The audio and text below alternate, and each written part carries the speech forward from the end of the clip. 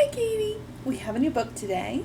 We have Nancy's Mysterious Letter.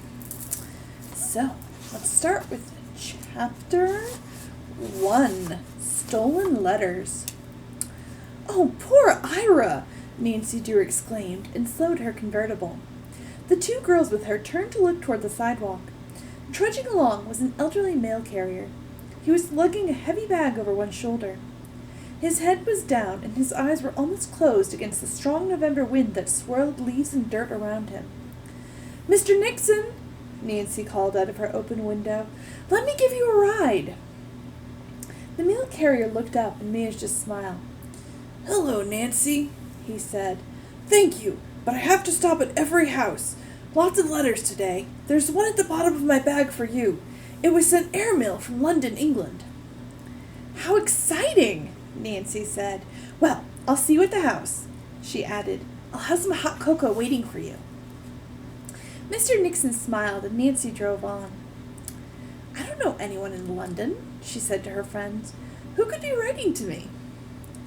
The attractive Titian-haired, blue-eyed girl at once became lost in thought. "Another mystery, probably," remarked her dark-haired companion, George Vane. George was an attractive, slender girl who kept her hair short and always wore tailored clothes. Her cousin, seated next to her, was blonde and slightly overweight. When Bess Marvin grinned, her deep dimples showed prominently. "Maybe you have an unknown admirer in England, Nancy," she said.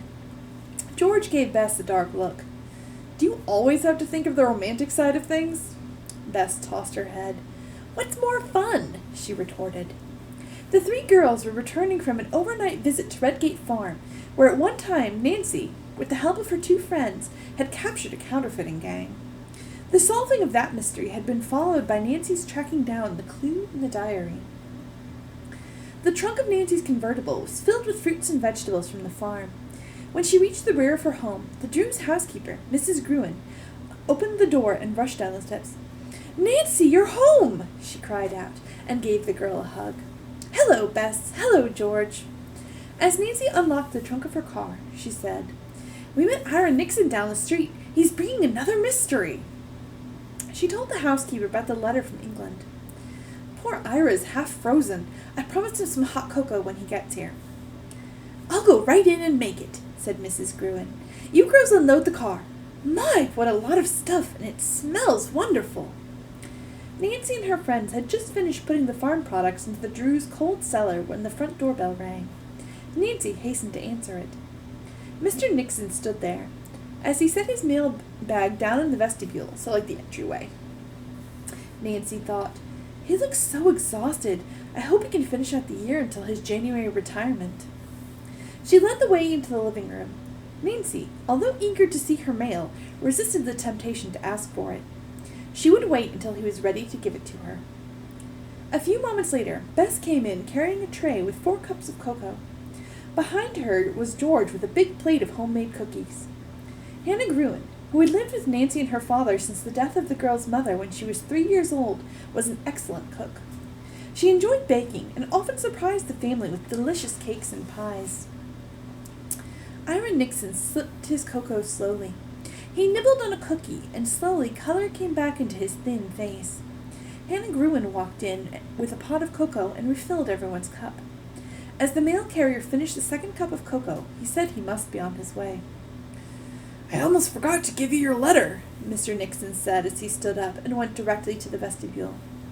A moment later, the girls heard him cry out and rushed to his side. "What's the matter?" Nancy asked. "The letters! They're gone!"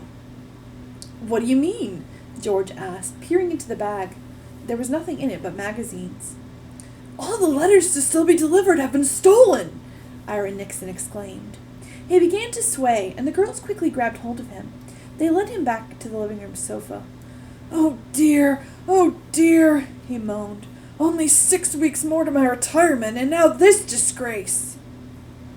Bess tried to soothe him. "But it wasn't your fault."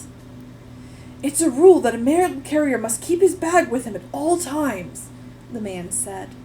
Suddenly, George turned to Nancy. "Your letter from England. Now you'll never know who sent it."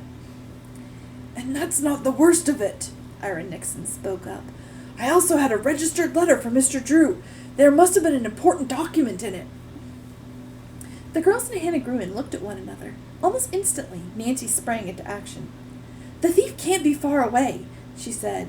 We must try to catch him. The three girls put on their coats and dashed out the front door. The Drew home stood well back from the street and was reached by a curving driveway. You girls go left, Nancy suggested. I'll go to the right. They ran to the street and looked in all directions. Bess and George, seeing no one, hurried to the corner. Then George went left and Bess right. In the meantime, Nancy had spotted little Tommy Johnson, who was riding his tricycle on the sidewalk. She hurried to talk to him. Hi, Nancy, he called out. I just made a new record. Want to see how fast I can go? Some other time, Tommy, she answered. Tell me, have you been riding past our house? Sure thing. Did you see anybody come out from there in the past few minutes? Nancy asked the 5-year-old. Yep, a man. What did he look like? Tommy thought for a moment. Well, he was real thin, and he was taller than you, and he was in an awful hurry. What was he wearing? Nancy prodded. Tommy giggled. A yellow coat and hat. Nancy was puzzled. You mean a yellow raincoat and a rain hat? Nope. It was a winter coat and a hat like my daddy wears. And it was yellow? Nancy asked. Tommy nodded. Then he grinned.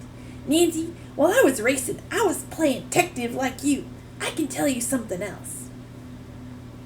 Nancy stooped down so that she was on eye level with Tommy. Tell me everything, she pleaded. Will you give me a detective's badge if I do? He pleaded. Or he asked. I sure will, Nancy promised.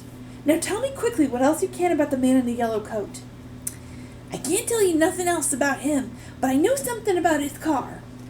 Oh, he was in a car? He sure was, Tommy replied, and began to laugh. It was a beat-up old thing. I guess he's pretty poor. What color was the car? Nancy asked. Same as his coat.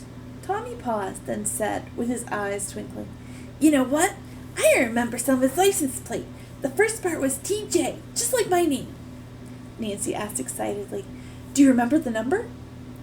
Not all of it. It was too long, but the first two numbers were 1, 2. Oh, Tommy, you've been a wonderful help to me, Nancy said, giving the little boy a hug. One more question. Did you see the man carrying anything in his hand? Yep. He had lots of letters, and he was stuffing them into his pockets. Nancy realized that the suspect by this time was too far away for her to find. But she was excited by the excellent clues the little boy had given her. She thanked him and returned home. At the front door she met Bess and George.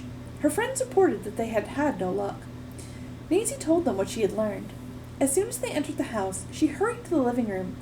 Ira Nixon sat slumped in the corner of the sofa, but when he saw the girls, he looked up hopefully. Did you find anything about the letters? He asked. I didn't find the thief, Nancy answered, but I did pick up an excellent clue.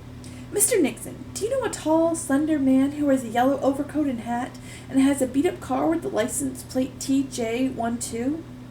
I don't know the rest of the numbers. To the surprise of Hannah Gruen and the girls, Ira Nixon uttered a cry of dismay. Then the blood drained from his face. He put his hands over his cheeks and exclaimed, No! No! It can't be! Oh, what will I do? Ira Nixon slumped forward in a faint. Uh-oh. Who could this mysterious person be that Ira